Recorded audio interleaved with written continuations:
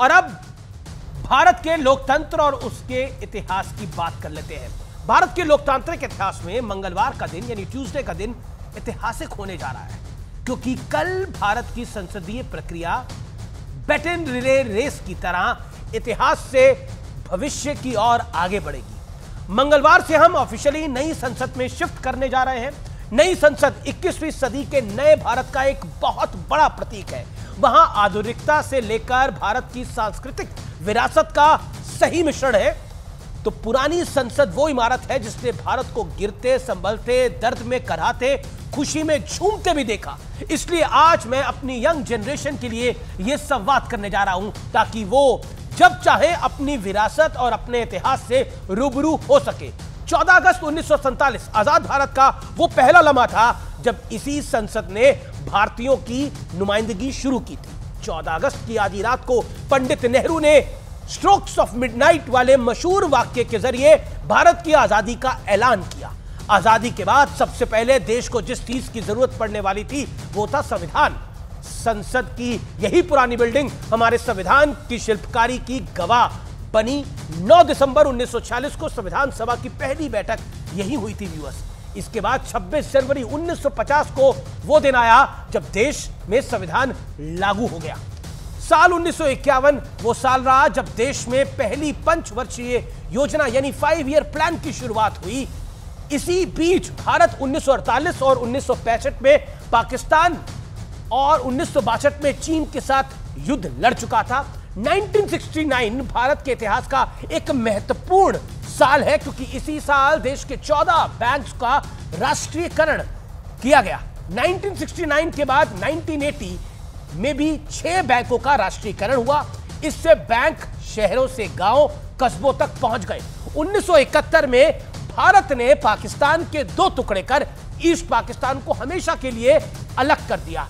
हालांकि इसके बाद भारत के इतिहास का सबसे काला दौर भी आया जब 1975 में इंदिरा गांधी के नेतृत्व वाली कांग्रेस की सरकार ने देश में आपातकाल लागू कर दिया। लोकतंत्र को 21 महीने के लिए तिल तिल कर घुटते इसी संसद भवन ने देखा था कांग्रेस के शासन में।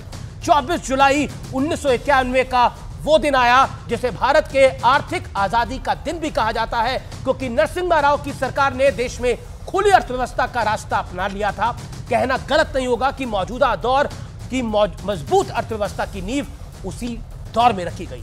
हालांकि इस रिफॉर्म के बावजूद देश में बदलाव की लहर चल रही थी, लेकिन सच्चाई यह भी थी कि वो लहर इतनी मजबूत नहीं थी कि विपक्ष सत्ता में आ सके। इसलिए अटल बिहारी वाजपेयी पहले 1996 में 13 दिन और फिर 1999 में 13 महीने के लिए प्रधानमंत्री बने। 1999 में तो उनकी सरकार महज 1 वोट से गिर गई, लेकिन 1999 में एनडीए को पूर्ण बहुमत मिला और अटल बिहारी वाजपेयी ने पूरे 5 साल प्रधानमंत्री बने रहे। 1999 में ही भारत ने एक बार फिर पाकिस्तान को धूल चटाई। भारत के वीर जवानों ने कारगिल से पाकिस्तानियों को उल्टे पांव दौड़ा दिया। 2004 में बीजेपी का इंडिया शाइनिंग कैंपेन फ्लॉप रहा और कांग्रेस वाले यूपीए को बहुमत मिल गया और किसी को अंदाजा भी नहीं लगा, एक सरप्राइज एलिमेंट आया। अगले 10 साल तक डॉक्टर मनमोहन सिंह प्रधानमंत्री हो गए। अमेरिका का भारत सरकार की न्यूक्लियर डील काफी फेमस रही। इसके विरोध में पहले लेफ्ट ने समर्थन वापस लिया, फिर मनमोहन सरकार को अविश्वास प्रस्ताव का सामना करना पड़ा। मुलायम सिंह यादव ने सरकार को बचाया, लेकिन नोट फॉर वोट कांड ने दुनिया भर में भारत की संसद की तस्वीरें वायरल कर दी थी। इसके बाद आता है साल 2014, मोदी का वो दौर। नरेंद्र मोदी के आगमन के साथ ही अरसे बाद पूर्ण बहुमत की गैर कांग्रेसी सरकार का आगमन होता है। संसद की सीढ़ियों में दंडवत प्रणाम करने के बाद नरेंद्र मोदी पहली बार संसद में कदम रखा और ऐसा रखा कि 2019 से 2014 के मुकाबले ज्यादा मजबूत होकर वापस आए। बीते 9 साल में एक एक करके वो सारे काम निपटाए जा रहे हैं जो न सिर्फ बीजेपी के कोर एजेंडे का हिस्सा रहे हैं बल्कि देश हित में भी थे। 2017 में 1 नेशन 1 टैक्स यानी जीएसटी लागू हो गया। 5 अगस्त 2019 को जम्मू कश्मीर में अनुच्छेद 370 और 35A को पूरी तरह से खत्म कर दिया गया। इससे पहले 30 जुलाई 2019 को ट्रिपल तलाक के खिलाफ कानून लोकसभा के बाद राज्यसभा में भी पास हो गया।